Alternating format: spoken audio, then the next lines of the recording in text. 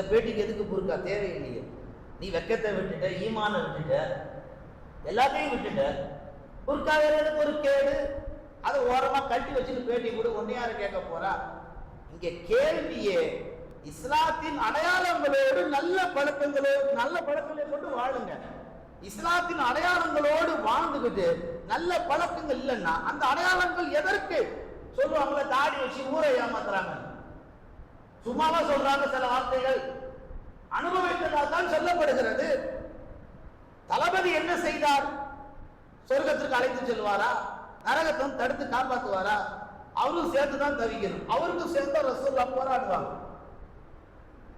மெஹராஜிற்கு போன நபிகள் நாயகத்தை பெருமைப்படுத்த தெரியாத இந்த உம்மத் சக்கராத்துடைய வேலையிலே என் சக்கராத்திலே என் உம்மத்துடைய சக்கராத்தையும் சேர்த்து விடுங்கள் சொன்ன நபிகள் நாயகம் அவர்கள் பெருமைப்படுத்தி பேச தெரியாத உம்மத்.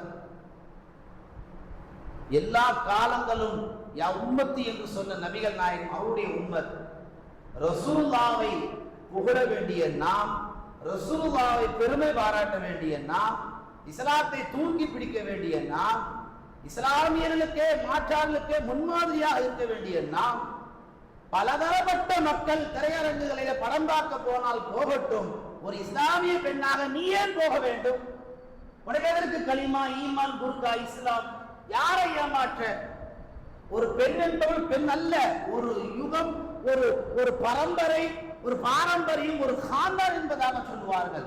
உன்னோடு முடிவதல்ல, உனக்கு பின்னால் வரக்கூடியவர்கள் இருக்கிறார்கள். சீதேவியா இருக்க வேண்டிய நீயே மூதேவியா இருந்தா உனக்கு பின்னால் வரக்கூடியவர்கள் எப்படி இருப்பார்கள்? பாந்தவர்களே, இதைத்தான் ஹதீஸ்ல பெருமானார் சொன்னார்கள், இதா லபிஸ்து வைதா தவதாய்து. நீங்க ஆடை உடுத்துறீங்களா, ரைட்ல இருந்து ஸ்டார்ட் பண்ணுங்க. நீங்க ஒவ்வொரு செய்றீங்களா, எல்லா ஊருக்குள்ளேயும் ரைட்ல இருந்து ஸ்டார்ட் பண்ணுங்க. அடுத்து சொன்னார்கள் ரசூலுல்லாஹ், ஃபப்தஉ, நீங்கள் ஆரம்பியுங்கள், பியமானிக்கும், எந்த காரியமா இருந்தாலும் ரைட்ல இருந்து ஸ்டார்ட் பண்ணுங்க, லெஃப்ட்ல இருந்து ஸ்டார்ட் பண்ணாதீங்க. அதுல நிறைய பேர், ஏன் இடது கையில பணம் கொடுத்தா நீங்க வாங்க மாட்டீங்களா? இடது கை வெட்டி போடுறவா? இந்த வியாக்கியானம்லாம் அல்லாட்ட பேச முடியுமா? போய் ஏன் அல்லா ரெண்டு கை கொடுத்தா ஒரு கையோட நிப்பாட்டிக்க வேண்டியதானே? இது சபை தான், சொல்ல கூச்சமா இருக்கு. பைத்துல் ஹலா, மலம் ஜலம் கழிச்சிட்டு ரைட்ல சுத்தம் பண்ண ட்ரை பண்ணி பாருங்க, வாய்ப்பு வரமா? மலம் ஜலம் கழித்து விட்டு வலது கையால் நாம் தலையில நின்றால் நம்மளால சுத்தம் செய்ய முடியாது. அது அல்லாஹ் ஏற்படுத்திய அமைப்பு. இப்படித்தான் அமர வேண்டும், இப்படித்தான் மலம் ஜலம் கழிக்க வேண்டும், அதை இப்படித்தான் சுத்தம். அதற்கு இடது கை தான் அவசியம், அதுக்கு வலது கை வேணாம். இது அல்லாஹ்வுடைய ஏற்பாடு. இவ்வளவு தூரம் சிந்திக்காத இந்த உம்மத் எங்க ரசூலுல்லாஹ்வை சிந்திக்க போகிறது? அன்பார்ந்தவர்களே, நமது பழக்க வழக்கங்கள் தகுதி பெற்றதாக மாற வேண்டும். அப்படி தகுதி பெற்றதாக மாறிவிட்டால் அந்த பழக்க வழக்கங்கள் அல்லாஹ் அந்த பழக்கத்தோடு நம்மளை உயர்த்துவான். ஒரு நாளைக்கு பள்ளிவாசல் எதுக்கு 5 வேளை பார்க்க சொல்றாங்க? ஃபஜர், லுஹர், அஸர், மக்ரிப், இஷா. வேலை இல்லாமையா ஒரு மோதினாரையும் அகர்த்தி வச்சிருக்கிறாங்க. அவங்களுக்கு கொண்டாடி பிள்ளை இல்லையா? அவங்களுக்கு உலக ஆசபாசம் இல்லையா? மலையிலையும் வெயிலையும் காத்திரையும் புயல்லையும் ஏன் வரணும்? யாரும் வராவிட்டால் கேள்வி அல்ல, ஹஜரத் மோதினார் வராவிட்டால் கேள்வி உண்டு, இன்றும் நாளை மறுமையில். ஃபஜர் நமக்கு ஏற்படுத்திய தொழுகை அல்ல, லுஹர் நமக்கான தொழுகை அல்ல, அஸர் நமக்கான தொழுகை அல்ல, மக்ரிப் நமக்கான தொழுகை அல்ல, இஷா மட்டும்தான் நமக்கான தொழுகை. ஃபஜர் நமக்கு கடமையாக்கப்பட்டது ஆதம் நபி தொழுததால் அது உம்மத்தே முஹம்மதியாவுக்கு கடமை. லுஹர் இப்ராஹிம் நபி தொழுததால் அது உம்மத்தே முஹம்மதியாவுக்கு கடமை. அஸர் உஸைர் நபி தொழுததால் அது உம்மத்தே முஹம்மதியாவுக்கு கடமை. மக்ரிப் தாவூத் நபி தொழுததால் அது உம்மத்தே முஹம்மதியாவுக்கு கடமை.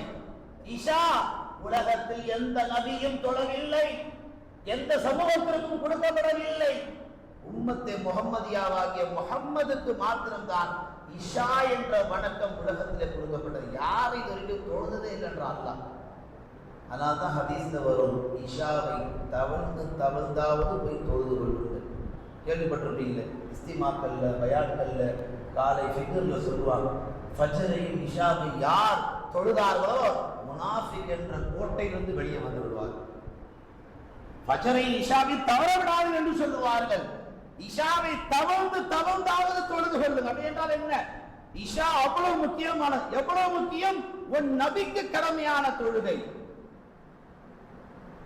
அப்படிப்பட்ட ஃபர்லுகள் எல்லாம் இந்த உம்மத்திலே நமக்கு கடமையாக்கப்பட்டதின் நோக்கம், அதில் இஷாவுக்கு முக்கியமான ஃபர்ல், உம்மத்தை முகமதியக்கான ஃபர்ல். அந்த இஷாவை நிறைவேற்றுவதில் நாம் நல்ல பழக்கம் கொண்டவர்கள். நம்ம எத்தனை பேர் இஷா தொழுகிறாங்க? ஃபேஸ்புக்கில் தான் இருக்கிறோம், வாட்ஸ்அப்பில் தான் இருக்கிறோம். என்னைக்காவது இஷா அஜத்து பக்கரா ஓதி நீங்கள் பார்த்துருக்கிறீங்களா? இல்லை என்னைக்காவது இஷாவில் அஜத்து ஆலைமரன் ஓதி பார்த்துருக்கிறீங்க? அதெல்லாம் ரமலான் நடக்கும். அந்த ஆச்சரியம் அதிசயம் இல்லை. மற்ற மாதத்தில் நடக்காது. நீங்கள் சம்பளம் கூட்டி அடித்து மேலே போட்டு தூக்கி கொடுத்து